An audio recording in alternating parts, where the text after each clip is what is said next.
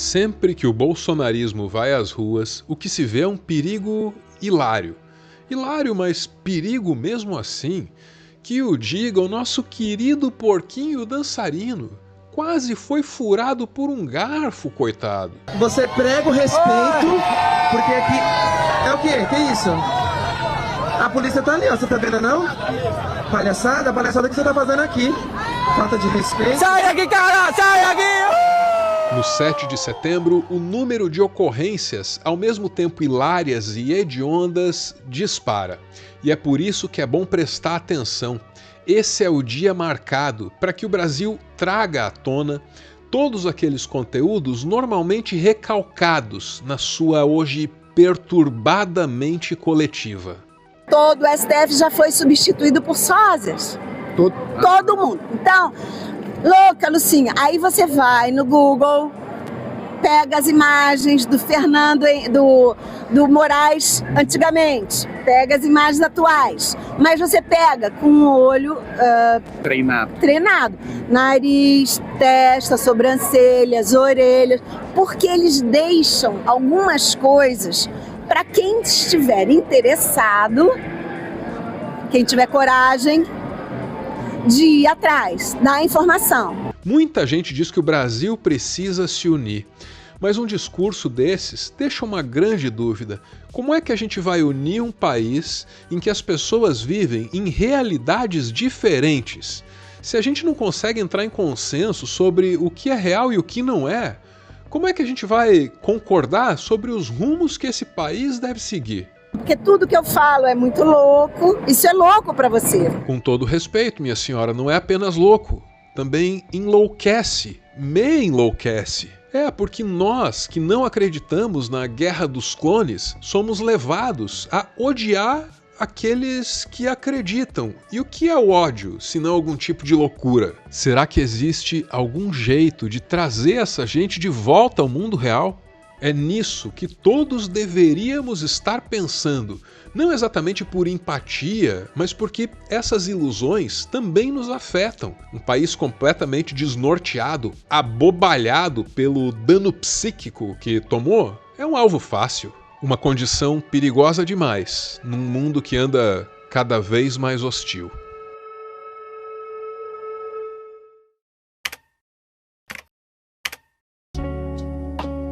(7 de setembro já foi a data em que o Brasil celebrava sua independência, mas nos nossos tempos presentes, esse é o feriado em que o Brasil expõe as suas discórdias. Em 2025, o 7 de setembro ganha ainda mais importância, porque cai justamente no meio do julgamento de Jair Bolsonaro, o homem que ressignificou essa data e que, estando em prisão domiciliar, não pode participar dela, o que é humilhante, diriam alguns. É muita humilhação que nós estamos vivendo. Mas faz parte, a humilhação faz parte do processo e nós vamos sair mais fortes. Nós não vamos desistir. Nenhum de vocês aqui vão desistir da nossa nação, porque não é sobre um homem, não é sobre uma mulher, é sobre o que Deus tem para nossa nação. E toda farsa vai cair por terra, toda mentira, aqueles que têm nos acusado de sermos inimigos da nossa nação, Deus vai mostrar quem são os inimigos da nação e já tem mostrado. Eu estou tendo a minha liberdade religiosa perseguida, pastor Silas. O senhor foi o meu pastor, o senhor sabe que eu sempre fiz culto doméstico na minha casa. Eu tenho que ir hoje para a casa dos outros para orar toda semana. Eu tenho que sair de dentro da minha casa. Eu não posso fazer um culto religioso, porque ele não permitiu e eu pedi. Libera a bendição, libera os meus irmãos estarem comigo nesse momento. Por trás da emoção do discurso e das alegações de perseguição religiosa, existe uma guerra pelo espólio político de Jair Bolsonaro. Michele, além de ter o discurso mais envolvente dos palanques, tem também o apoio do presidente do partido, Valdemar Costa Neto. E o Eduardo Bolsonaro não gosta disso nem um pouco. Saiu uma nota falando que na imprensa, um pouco mais de R$800 mil é o que a Michele Bolsonaro tem por mês no partido. Para pagar pessoal, aluguel de escritório, rodar, fazer evento. Legal, interessante. Acho que tem que fazer, ela faz um bom trabalho aí junto às mulheres, etc., puxando para dentro da política e tal. Mas, o que eu tenho que ter zero? Pergunte aos brasileiros qual é o trabalho mais importante. É o trabalho político focado nas mulheres, para atrair elas para dentro da política, o que certamente tem a sua relevância e é importante, ou o que a gente está fazendo aqui que pode ter impacto nas próximas décadas no Brasil, no resgate da nossa democracia. Michele é a preferida do presidente do PL. Além dela, tem o Tarcísio, governador de São Paulo, que é o preferido do Centrão. Uma má notícia para o Eduardo Bolsonaro, que parece não ser o preferido de ninguém. Nos bastidores, cada uma dessas lideranças tenta viabilizar seu nome como presidenciável em 2026. Só que, em público, todos dizem que lutam para deixar Jair não apenas livre, mas também elegível. Não podemos ser mais tímidos. Não sejamos tímidos. Vamos defender isso com toda a força da nossa alma. Vamos defender a liberdade. Vamos defender o Estado de Direito. Vamos defender a nossa democracia representativa. E é fundamental que para isso as pessoas possam ser avaliadas nas urnas. Para isso é fundamental que nós tenhamos Jair Messias Bolsonaro na eleição do ano que vem. Só existe um candidato para nós, que é Jair Messias Bolsonaro. Existe um descompasso muito grande entre o que é dito no palanque e o que é dito no sigilo do WhatsApp.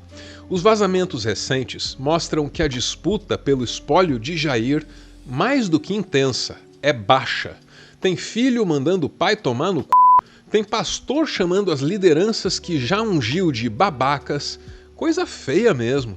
O pastor, você sabe, é o Silas Malafaia. Nesse 7 de setembro, ele fez questão de mostrar que nessa guerra aí pelo espólio do Jair, o apoio dele tem muito peso.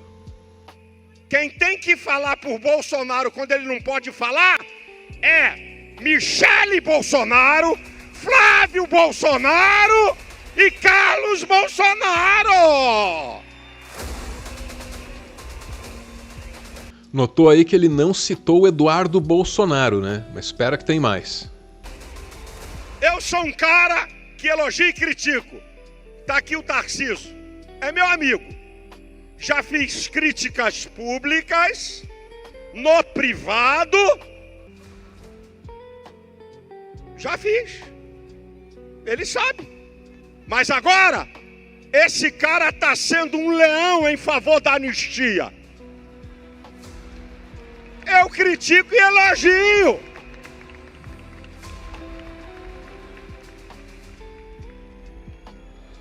Nenhum filho de Bolsonaro, nem ninguém da direita tem que dizer: se Bolsonaro não for candidato, eu estou aqui.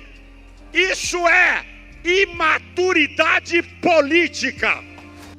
Essa última frase foi uma óbvia indireta para o Eduardo Bolsonaro, que depois de cometer a imaturidade de mandar o Jair tomar no c...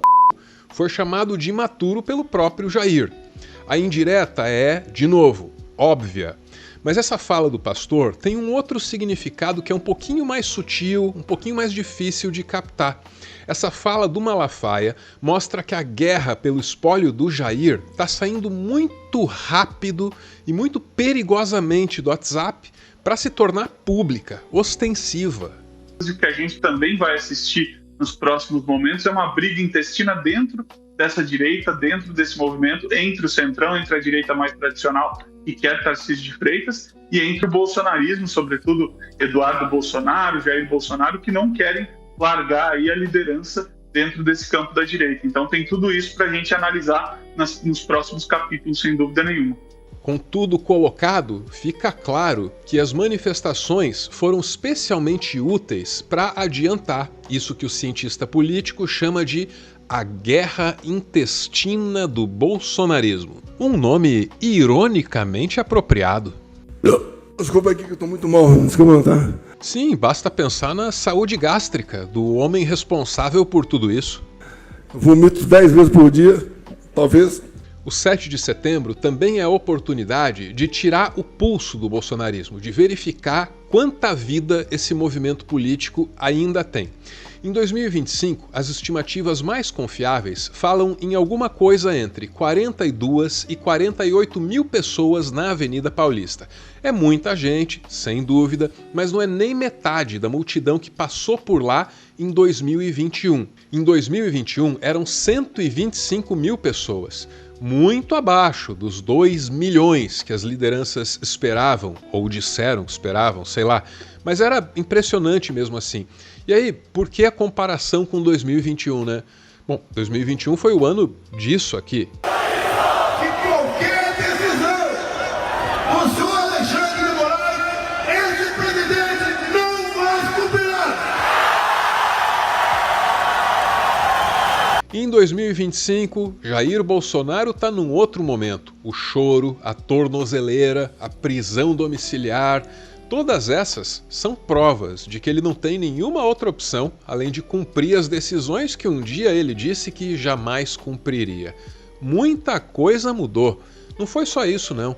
Lembra da bandeira, que jamais seria vermelha? Essa é a nossa bandeira, que jamais será vermelha. Agora tá aí. Olha o tamanho da bandeira dos Estados Unidos, que impõe ao Brasil um tarifaço de 50%, os setores ali com dificuldade, né, para reagir. A gente mostrou números ali da reação, do impacto, né, por conta do tarifaço. Assim, é algo de fato impensável. É como se o país inteiro tivesse que sofrer, que penar para salvar a pele de um grupo político com muitos seguidores, mas que estão longe de ser a maioria do Brasil. Não deveria ser uma surpresa, né? Na política brasileira, a nomenclatura é toda enganosa. E não é de hoje, não. O PSDB um dia foi o Partido da Social-Democracia Brasileira. Entrou para a história pela onda de privatizações dos anos 90, coisa que não tem nada de social-democrata. O Partido dos Progressistas tem muita gente que, ao invés de progredir, quer retroceder até a ditadura militar. O Partido Liberal, então, nem se fala, é a casa dos reacionários. E aqui, sejamos realistas, mesmo o Partido dos Trabalhadores faz mais esforço do que deveria para ser aceito pelos patrões. Num país cheio de sinais trocados, não é surpresa que patriotismo signifique o apoio ao opressor estrangeiro.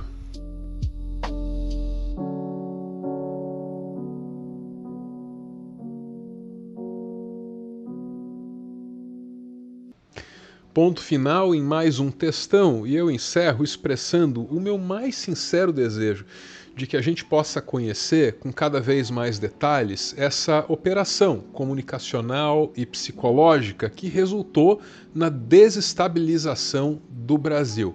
Foi uma operação muito bem articulada, muito bem financiada também. Hoje a gente sabe, em função das investigações. Sempre lembrando, né, que muito pouca coisa pode acontecer no Brasil sem o conhecimento da potência ao norte. A história mostra isso. Enfim, finalizado o textão, a gente ainda tem o PS, que é proporcionado pelos apoiadores desse canal. Eles se reúnem num grupo lá no Telegram, aí eles me mandam áudios, assim que são informados da pauta do dia. Depois eu passo lá, recolho esses áudios, edito tudinho e transformo nisso que você vai ouvir agora, o nosso PS. A nossa elite, notadamente a elite paulista, já desde os tempos de Getúlio, faz o possível e o impossível para manter o status quo. É preciso que tudo mude, para ficar tudo exatamente como já era. Mas houve uma pequena mudança nessa novela. Agora, Malafaia está apoiando publicamente o Tarcísio. Com a votação à anistia do Bolsonaro, quem provavelmente sairia candidato à presidência pela direita seria o Tarcísio. Nós estamos vivendo agora uma espécie de paroxismo das contradições. Porque, veja, o discurso do Tarcísio chegou a uma radicalização que é de difícil compreensão para os projetos políticos do Tarcísio. Quando ele afirma, com todas as palavras, que ele não confia na justiça no Brasil, e reafirma no discurso de hoje na Paulista que o Supremo Tribunal Federal tem um ditador, que é o ministro Alexandre de Moraes, ele faz algo que nem o Bolsonaro fez em 2017. Ele corta, antes de assumir uma possível presidência, um diálogo com o Supremo Tribunal Federal. Por baixo desse mar de camisas amarelas, né, da seleção brasileira, está a bandeira americana, comandando tudo. Para eles, pouco importa se vai ser Eduardo, se vai ser Bolsonaro, se vai ser Tarcísio, se vai ser Michele. Não importa. A briga aqui entre eles vão ver quem vai pegar o osso, quem tem mais sede de poder, mas para os Estados Unidos importa que eles vão ter o fantochezinho deles, a marionete deles aqui para governar o Brasil, porque se trata disso. Tudo está meio que conspirando no sentido de que o Tarcísio é o candidato. E isso eu vejo com muita preocupação, porque deduzir pelo que ele tem feito, né, enquanto governador de São Paulo, isso é muito perigoso, muito complicado e vai vir a reforçar um movimento absolutamente abjeto, que já vem ocorrendo, né? O mercado já disse, esse é o meu candidato, mercado financeiro, né, Faria Lima. Há muitas dúvidas, pelo menos da minha parte, que eles queiram mesmo anistia para Jair Bolsonaro. Acho que há um pouco de jogo de cena, há uma névoa, porque eles querem o Tarcísio Freitas como candidato. O mercado quer, e a União Brasil e o PP quer, o próprio PL, pelo menos uma parte. Ontem, quando eu vi os vídeos e as fotos daquela bandeira estendida, me deu uma tristeza e um pouquinho de medo também, porque isso é a expressão da falta de pensamento crítico, né? Isso é a expressão da falta de inteligência, compreensão, não sei dizer. É sempre apoiando o dito eixo ocidental. Quando a gente vê uma aproximação com China, uma aproximação com o Mercosul, é sempre visto com, é só a galera de baixo, é só a ditadura do mal comunista. Nunca é uma questão de ver o Brasil crescer, não importa. O investimento da China, por exemplo, é mais mal visto que uma invasão e uma ocupação militar aqui dos Estados Unidos. Esse país quer governar o Brasil. Isso está mais claro do que o céu azul, só não enxerga quem não quer. Finalzinho e finalzinho. Aqueles derradeiros segundos em que, depois de falar dos assuntos do interesse do nosso Brasil, eu falo dos meus interesses, os mais mesquinhos e também repetitivos interesses de youtuber, vulgo Uber do conteúdo. Se você quiser se inscrever nesse canal, eu vou ficar muito, muito feliz em ter a sua companhia. Na sua ponta, o que isso faz é dar alguma segurança de que os próximos conteúdos possam ser indicados para você pela plataforma, né? Então a inscrição é muito importante. Se quiser deixar um comentário, tiver algo para acrescentar aí sobre a discussão, também é super bem-vindo, né? Qualquer sinal de vida digital aí conta muito, sabe?